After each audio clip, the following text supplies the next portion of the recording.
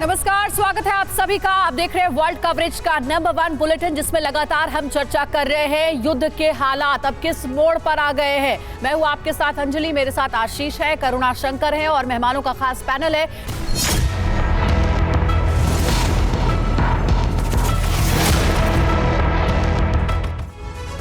तो 10 बड़ी खबरें हमने आपको वॉर जोन से आ रही दिखाई। TV9 भारतवर्ष पर युद्ध की एक एक तस्वीर हम आपको लगातार दिखा रहे हैं।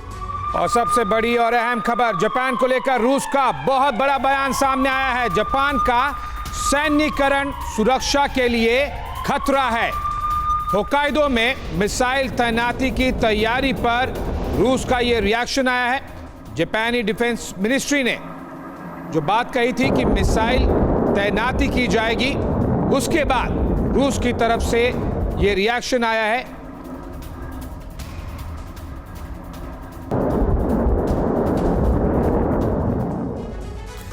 तो चलिए अब आपको ये समझाते और ये समझने की कोशिश भी करेंगे एक्सपर्ट से कि देखिए, एक तरफ एक भीषण वॉरफ्रंट हमें रशिया वर्सेस यूक्रेन नजर आ रहा है, लेकिन क्या ये नया वॉरफ्रंट खुलता हुआ नजर आ रहा है, यानी रशिया वर्सेस जापान। आखिर ये मिसाइल की तैनाती का मतलब क्या है? एक एक डिटेल आपके सामने होगी बिग वॉल के जरिए। डिटेल में समझते हैं कि पूरा माजरा क्या है, क्या रूस और जापान के बीच तनाव की वजह है, क्या इसे समझना बहुत जरूरी है। और क्या नया ये टेंशन फ्रंट या ये नया ये वॉरफ्रंट खुल सकता है? जापान के होक्काइडो की सीमा रूस के कोरिल आइलैंड से लगती है। यहां पर आप जरा देखिए, आगे पॉइंटर से बढ़े उससे पहले आप देखिए, ये रूस के कोरिल आइलैंड से और ये जापान का होक्काइडो, यानी कि ये बहुत ही करीब है।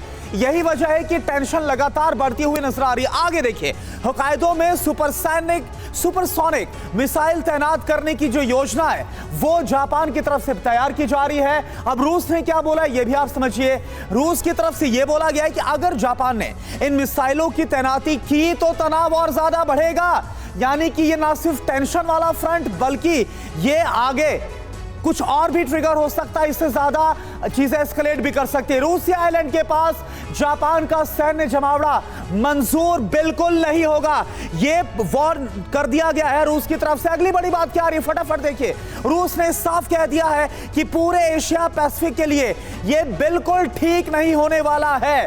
तो इस तरह से रूस ने इसे बड़े खतरे के तौर पर लिया है। लेकिन बड़ा खतरा है क्यों, ये भी आप देखिए। अमेरिकी सैनिक खेमे में खड़े जापान के खिलाफ आक्रामक हो सकता है रूस। हम जानते हैं जापान और जो अमेरिका की केमिस्ट्री है वो कितनी अच्छी है, बॉन्डिंग अच्छी है, और यही वजह है कि रूस इसे एक बड़े खतरे के तौर पर देख रहा है। पिछले कुछ वक्त से अमेरिका विरोधी चीन भी जापान के खिलाफ काफी ज्यादा मुखर हो रहा है।